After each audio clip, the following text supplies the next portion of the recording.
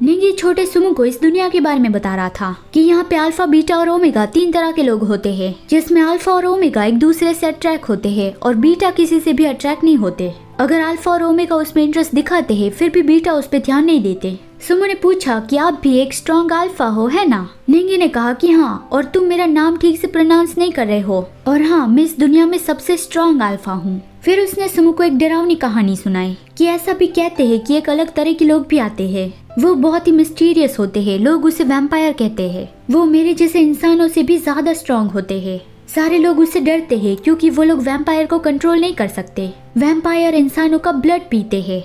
Sumo डर के मारे कांपने लगा तो निंगी ने पूछा कि क्या तुम डर के मारे कांप रहे हो या फिर यहाँ पे भूकंप आ गया है? सुमो इतना डर गया था कि उसने ब्लैंकेट से खुद को पूरा कवर कर लिया। निंगी मन में बोलता है कि वो तो एक इलेक्ट्रिक मोटर जैसा लग रहा है। फिर सुमो ने पूछा कि क्या वैम्पायर मेरे नेक पर भी बाइट करके मेरा ब्लड पियेंगे? निंगी थोड़ा सोच के बताता है कि हाँ, अगर उसने तुम्हें पकड़ लिया तो, लेकिन ये तो सिर्फ एक रूमर है। सुमो बहुत ही डर गया और कहने लगा कि आप मुझे प्रोटेक्ट करना, और उसने फिर से निंगी को हुआ कह के बुलाया था। निंगी को उसका फेस बहुत ही क्यूट लग रहा था और वो उसे करेक्ट करता है कि मैंने कहा तो था कि मेरा नाम निंगी है, ना कि निंग हुआ।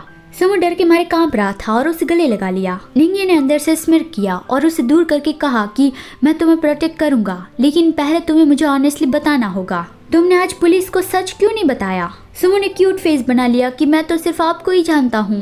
निंगी ने कहा कि अगर तुम गुम हो गए हो तो फिर हमें तुम्हारे पेरेंट्स को ढूंढना होगा, हमें पुलिस की मदद चाहिए होगी। लेकिन सुमो कुछ भी नहीं बता पाया। वो निंगी को गले लगा के बस यही कहने लगा कि मुझे कुछ भी नहीं पता, मैं बस आपको ही जानता हूँ।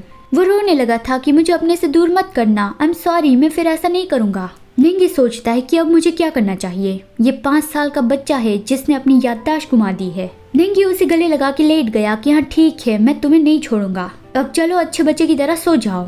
सुमो बहुत ही खुश हो गया और उसे गुड नाइट कह के सो गया। निंगी ने ये तय किया कि मैं फिर बाद में उसके पेरेंट्स को ढूंढने की शुरुआत कर दूंगा। एक हफ्ते के बाद तो निंगी जैसे पूरा उसका डैडी बन गया हो वैसे उसका ध्यान रखने लगा था।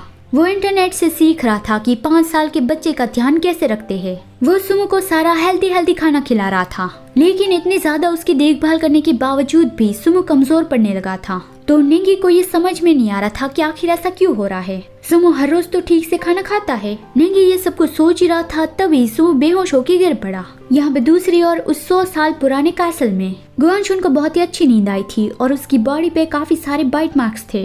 मोचिंग ने गुआनशुन के साथ सब कुछ कर लिया, लेकिन गुआनशुन को पता ही नहीं चला। उसे लगा कि ये सपना था और ये कासल इतना यूनिक है कि सपने उसे रियल जैसे लग रहे थे। कल रात उसके सपने में एक ब्यूटी आया था जिसके साथ उसे बहुत ही मजा आया।